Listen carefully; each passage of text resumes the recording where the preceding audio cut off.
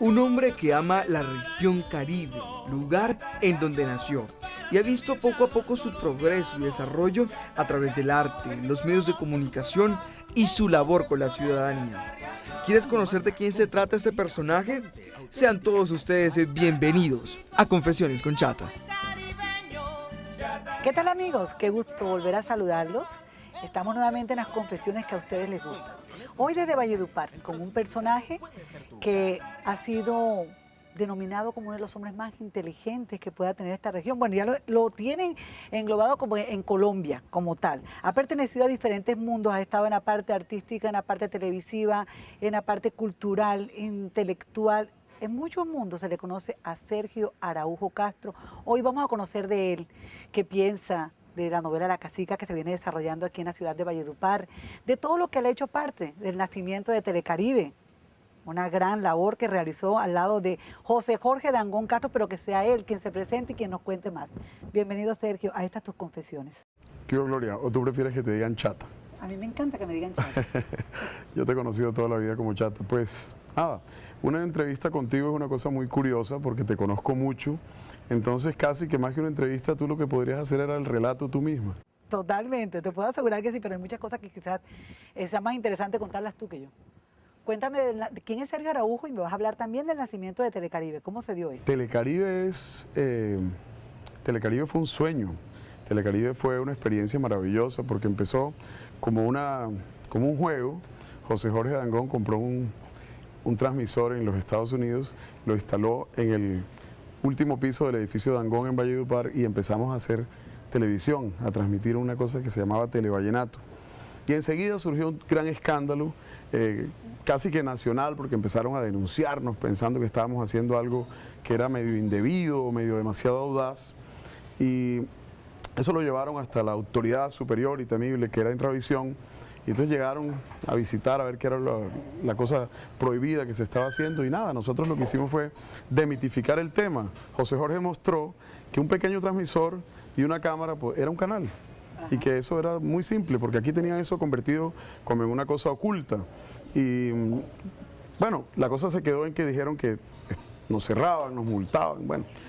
Pero empezamos una labor en Bogotá, con la fortuna que encontramos a una mujer extraordinaria, que es Noemí Sanín, que era amiga mía y amiga de José Jorge. Y en ese momento era ministra de Comunicaciones. Era ministra de Comunicaciones y entonces le pedimos una cita y yo le expuse a Noemí las razones, primero yo solo, después invité a José Jorge que llegara y empezamos a hablar y ella nos dijo, bueno, mire, esto es con pragmatismo.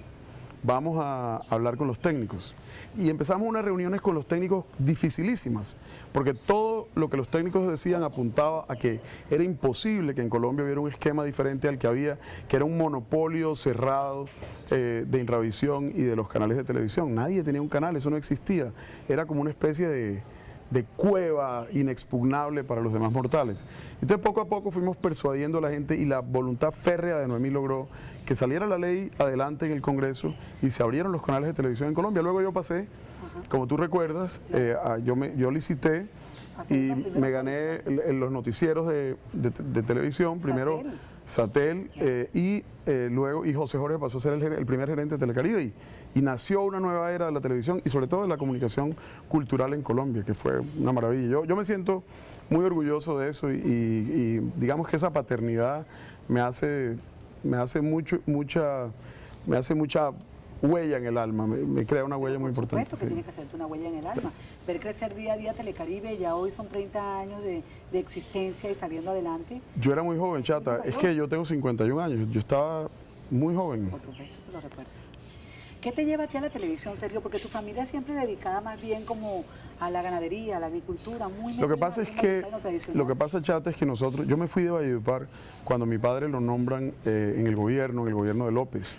Nosotros nos fuimos pensando que sería una experiencia corta, pero mi papá llegó a la Caja Agraria como presidente de la Caja Agraria, él presidía el gremio algodonero en Valledupar y López lo nombra en el 75, lo nombra presidente de la Caja Agraria. Entonces nos vamos pensando que era una cosa temporal y luego lo nombran ministro y nos terminamos quedando en Bogotá y cada 2 años pensábamos que nos íbamos hasta que definitivamente nos quedamos a vivir en Bogotá. Pero nos quedamos en Bogotá y nunca nos desarraigamos de Valledupar. Yo empecé muy temprano a tener interés en la prensa escrita y en la capacidad de influencia de los medios.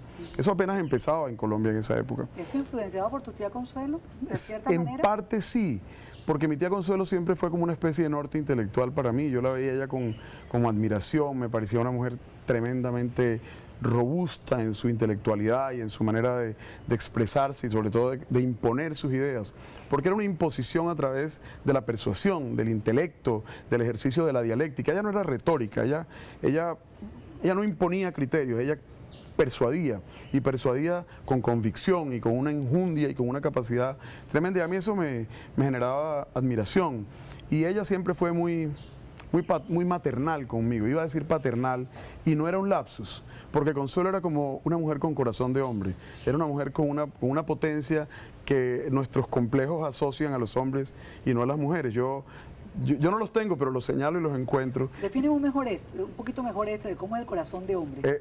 Consuelo era una mujer sumamente potente en su alma y en su forma de hacer las cosas. Y digo que eso está asociado en nuestra psique, en la psique machista colombiana, a los hombres y no a las mujeres. Yo no pienso así. Yo conozco muchas mujeres y admiro las mujeres así, pero en la sociedad nuestra, una mujer así en esa época era una disruptora, era una mujer que rompía esquemas. Y a mí eso me gustaba, porque yo vengo de una familia de mujeres muy fuertes. ¿Sí? Entonces, fíjate tú que dicen algunos conocedores del tema que estuvieron muy cercanos a Consuelo y a ti, que eras como el hijo que ella siempre quiso tener. No con esto diciendo que sus hijos nos merezcan ese reconocimiento, que de verdad sí lo tienen, de personas inteligentes, que han echado para adelante y han recogido estas banderas de su madre, pero que en esa parte que tú hablas de la intelectualidad, del desarrollo de esa parte de escritor, de periodista, de enjundia, se lo heredaste mucho más tú que los otros. Cuando yo veo hoy en día a Andrés Alfredo, mi primo dirigiendo Radio Guatapurí, a veces hago abstracciones y pienso en lo muy orgullosa que ella se sentiría de Andrés Alfredo. Andrés perdió a su mamá cuando él todavía no había despegado en la vida con toda su potencia. Ella fue una madre muy cercana a sus hijos, pero yo sí me acerqué a ella a partir de lo que admiraba de ella. Ellos estaban bajo el abrigo o cobijados por su papel de madre. Yo, en cambio, me acerqué a ella desde su papel intelectual. Entonces, la aproximación mía es intelectual, la aproximación de ellos es la aproximación natural de unos hijos con una madre. Por eso ella me transmitía cosas a mí que tenían que ver con la intelectualidad y no con protección materna. A eso se lo atribuyo. Pero ella tuvo en su vida muchos aspectos que coincidieron conmigo. A mí me gusta escribir, tú lo sabes. Sí, y ella era una persona muy dedicada a las letras. Yo crecí con un abuelo que me enseñó un gran amor por la poesía, por la literatura, por la historia sobre todo, y Consuelo tenía las mismas aficiones o gustos. Entonces, digamos que teníamos una cantidad de intereses comunes que hicieron que ella como decimos en Valledupar, que me parara bolas. Y así le seguiremos parando bolas después de que regresemos de estos interesantes mensajes que tenemos para todos ustedes, y Sergio contándonos más historias de esas que nos agradan, que nos hacen sentir en estos patios vallenatos llenos de mucho agrado, de mucho calor humano. Regresamos en breve. De Colombia sale para el mundo Chatarriaño, para servirle a los colombianos.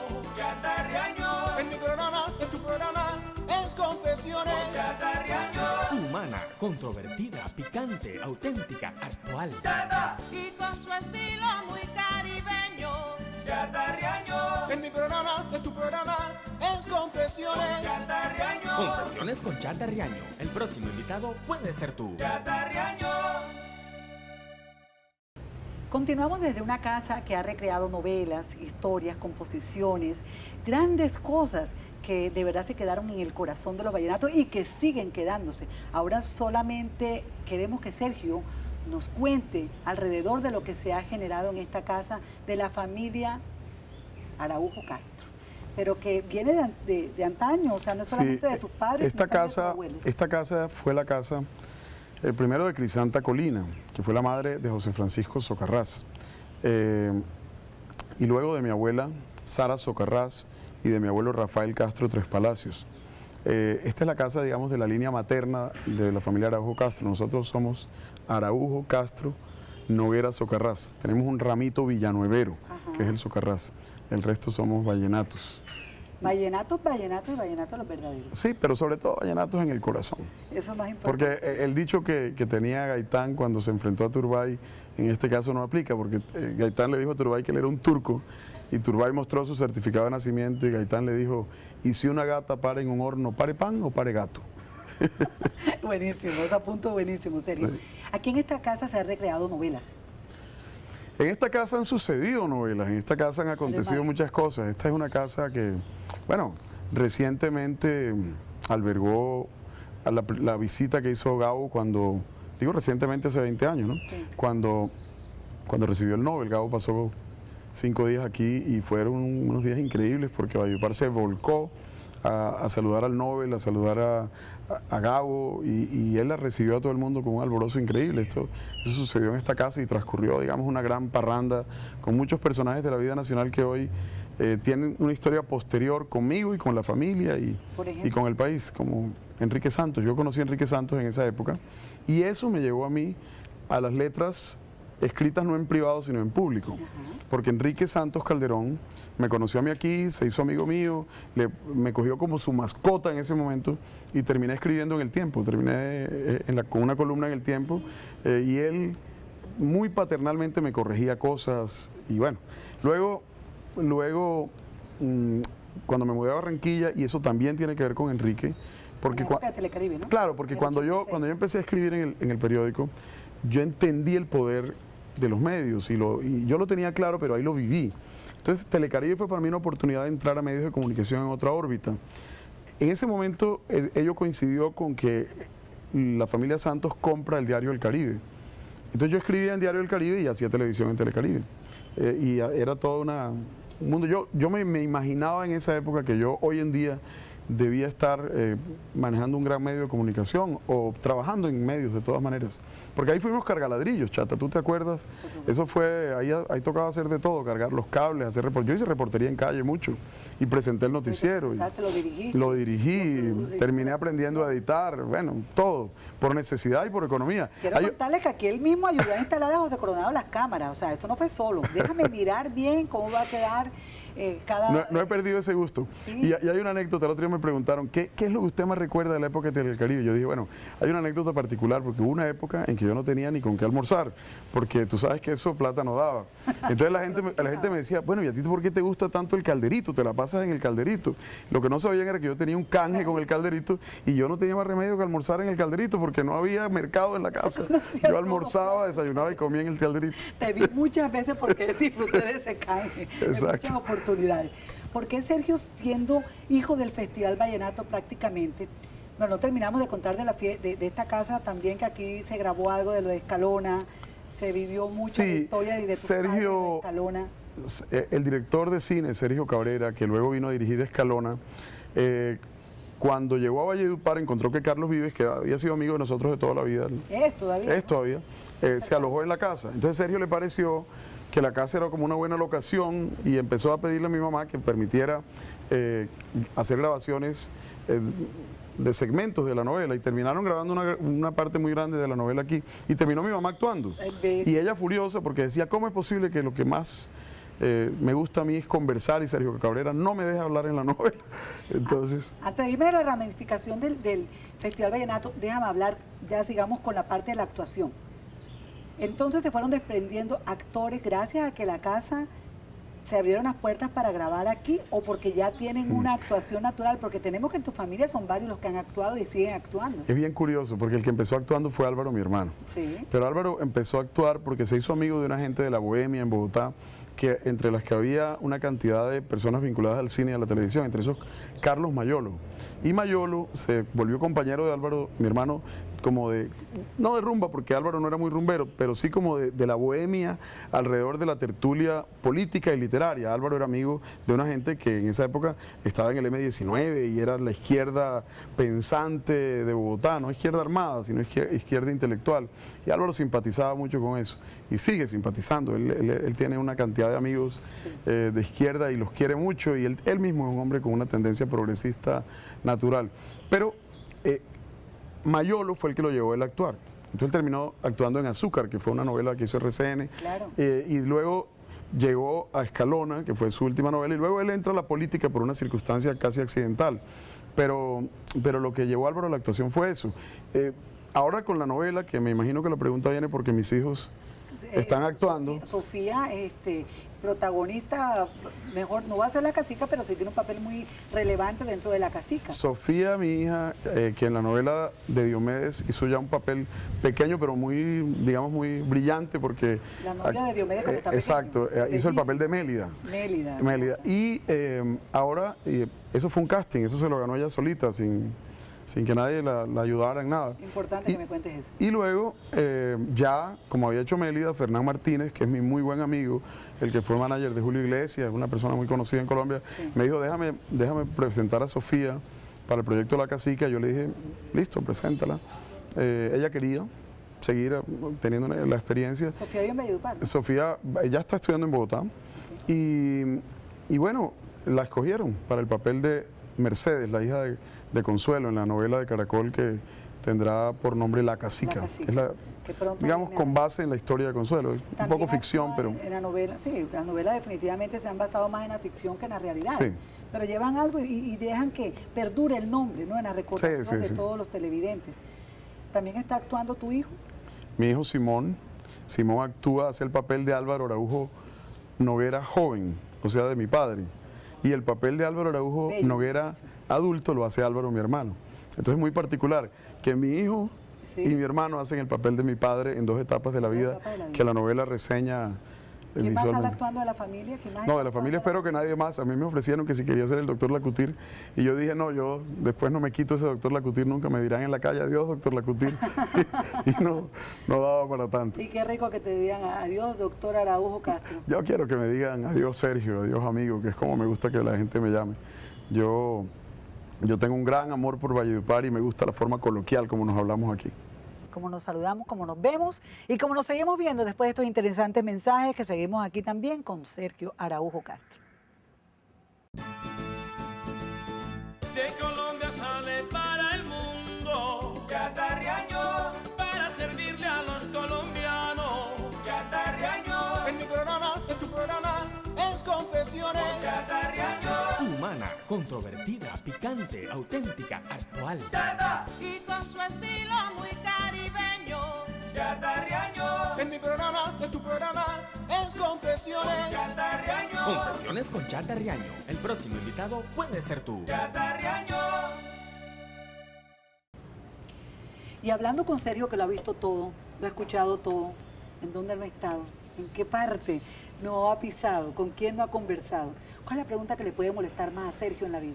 La pregunta que me molesta, a mí no me molesta ninguna pregunta, porque yo tengo la conciencia y la memoria clara, pero hay apelativos que le ponen a uno a veces que son fastidiosos y que la gente los usa para incomodarlo.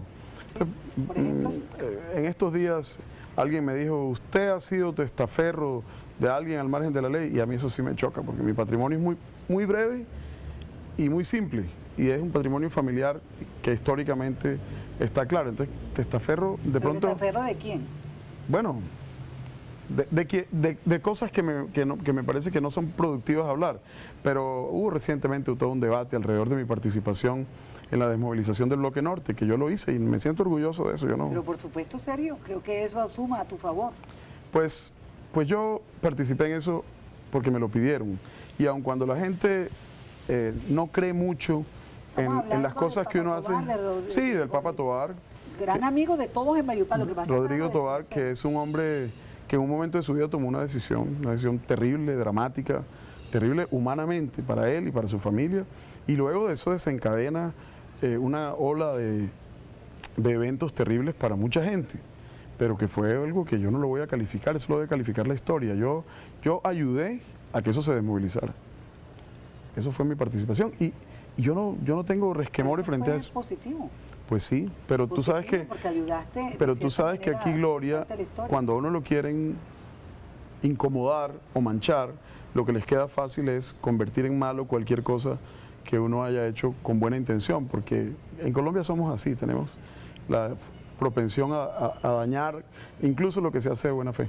Bueno, solamente cuando las personas tienen la suficiente inteligencia para poder también discernir los eventos de la vida, creo que así lo toman. Vamos al Festival Vallenato. Ajá. Antes de llegar al Festival Vallenato, tu compositor favorito. Caramba, yo en compositor favorito, para un vallenato, decir que uno tiene un compositor favorito es muy difícil, pero tengo unos que me encantan. Rosendo Romero, por ejemplo. Wow, poeta de Villanueva. Es un poeta maravilloso, es una especie de Homero del vallenato, pero ¿Con qué canción, romántico. por ejemplo, te enamoran esas canciones que tú No, me llega al alma? te menciono otro, Gustavo Gutiérrez Cabello. Bueno, eso es el romántico más romántico del vallenato. Sin que esto quiera decir que le estoy haciendo publicidad a la musa, Chiche Maestre. No, pero es que Chiche es el mejor, definitivamente. Así todas las canciones se las haya compuesto la chata. No, todas no. Chiche es un portento. Bueno, hay más, Leonardo y Vega. Buenísimo. Para no hablar de Escalona y de los clásicos, Fabián porque eso González. no tiene comparación, hablar de Escalona, de Leandro Díaz, que son los clásicos desde el punto de vista histórico. Pero en vallenato el vallenato es un mundo, el vallenato es un universo, y es un universo maravilloso que para uno es como mirarse en el espejo. Hay vallenatos en todo. ¿Qué canción te identifica a ti? Un vallenato que te identifique. Un vallenato que me identifique. Bueno, chata, tú no sabes una cosa, cuando yo tenía 17 años compuse una canción y nunca se la di a nadie para que la grabara. Vamos, inédito. Es una canción a Valledupar, una canción a Valledupar. Es que yo soy muy malo cantando, pero dice algo así como: son sus calles las mil memorias que abrazan mi corazón, cuentos viejos, tristes historias, frases, letanías de amor. Eso es el principio. Y nunca lo grabé, sí. Nunca se lo di a nadie. Me pareció que había demasiados compositores buenos como para adentrarme yo en eso. Pero digamos que yo tenía como una percepción clara que había que hacer una canción muy linda sobre Valledupar, que mencionara las cosas que las otras no mencionaban, pero las hay muy bellas y después las compusieron todas. Hoy he parecido muy benevolente con mi invitado. Yo soy benevolente con todos, pero con él específicamente siento una gran admiración. A mí la gente inteligente me atrae, me encanta, me toca el alma. Y Sergio es de esas personas que siempre he podido admirar desde que es un niño por su forma de expresarse y ese sentido de pertenencia que tiene con Valledupar. No importa que se vaya a Bogotá, a Barranquilla, que viva fuera del país, siempre tienes ese amor por tu Valledupar. Sí. Mira que hasta una composición tienes. Chata, hay cosas que uno hace por su tierra que las hace calladito la boca. Te he visto llorar, te he visto... Calladito la boca. Estás pariendo un canal, te he visto sufrir con festivales vallenatos. Vamos al Festival Vallenato. Chata, yo te decía, hay cosas que uno hace por su tierra calladito la boca. El Festival Vallenato es algo que para mí es un tesoro, es un caso de éxito, es una maravilla. Valledupar es mucho más que el Festival Vallenato, pero el Festival Vallenato, digamos que es lo que hizo importante a Valledupar en el contexto nacional y mundial. Hay gente que viene aquí a ver de dónde salió esa música. Porque Valledupar no es el dueño del vallenato, Valledupar es la meca del vallenato. Y es la meca del vallenato porque hubo apropiación cultural. Los guajiros a veces consideran que el vallenato no debería llamarse vallenato, porque es de la Guajira. Y resulta que es guajiro porque el límite geográfico fue caprichosamente hecho. Pero toda la región es lo que se llama Valledupar. Valledupar no es solo el casco urbano de Valledupar, Valledupar es Urumita, es Fonseca, es toda la zona aledaña. Donde se siente el vallenato. Claro, que es donde surge esta música de la provincia, y por eso Carlos Vives le pone a su grupo La Provincia. Y bueno, la apropiación fue vallenato, había que ponerle un nombre. Eso lo hizo Consuelo. En este transcurso del Festival Vallenato, ¿qué le aportaste tú a este evento como tal? No, yo no soy capaz de robarme un mérito que no tenga. Yo con mi tía tuve una interacción comunicacional muy grande. Por ejemplo, cuando ella pensó en el Parque de la Leyenda, ella compró el terreno y me llamó: vente para mi casa. Entonces me dijo: como tú dibujas y pintas, hazme el favor y me pintas esto. También dibujas y pintas. Mira, no conocía esta parte. Entonces me dijo: píntame ahí una laguna. Entonces, no, con esa forma no. Entonces yo le dibujaba la laguna. Esa va a ser la laguna de Sicarari. Ponme aquí tal cosa. Entonces, en un papelito ella me dictó cómo dibujar lo que luego fue el Parque de la Leyenda. Yo en ese momento pensé: esto es una cosa imposible de construir, y ella lo hizo posible.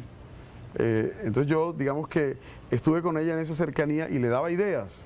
Y por ejemplo, cuando ella le compró los terrenos a Diomedes Daza para hacer el festival, luego apareció el proyecto del Vallenatódromo de Rodolfo Campos. Yo sí participé en que esos dos proyectos se volvieran una sola cosa. Sí. Porque Rodolfo en esa época, en mi primer matrimonio, era mi suegro y era una persona muy cercana a mí, sigue siéndolo, yo lo quiero mucho. Y yo logré que las dos cosas se volvieran una sola, que el Vallenatódromo y el Parque de la Leyenda se volvieran una cosa. El Vallenatódromo era donde hoy es el Parque de la Leyenda. ¿Cuántos hijos tiene Sergio? 4 hijos. Tengo 2 hombres y 2 mujeres. 2 hombres ya porque el menor tiene 17, ya va a cumplir 18 y el mayor tiene 24. Y mis dos hijas son mi tesoro, las que me pechichan y consienten. Excelente. ¿Cómo ve, Sergio, el Valledupar dentro de 5 años? Si Valledupar se da la oportunidad de conseguir un timonel que la conduzca con autoridad y con imaginación y talento, alguien que cierre la brecha social pero que al mismo tiempo la perfile, yo veo a Valledupar siendo parámetro nacional, así la veo. Eso es lo que necesita Valledupar, un timonel. Y ya ustedes saben, está en sus manos que esa Valledupar la puedan lograr, la puedan mirar, la puedan visualizar y disfrutar. Sergio, te agradezco muchísimo haber aceptado mi invitación. Es mucho lo que hay que hablar contigo, Gloria, es mucho lo que hay que contarte. Muchas gracias, Chata. Yo me siento muy honrado en tu programa. Además, yo te quiero mucho y te conozco mucho. Hay mucha historia paralela. Y bueno, podríamos hacer un programa bien largo. El próximo yo te entrevisto a ti. Eso sería, mejor dicho, la única vez que me sentía entrevistada de verdad.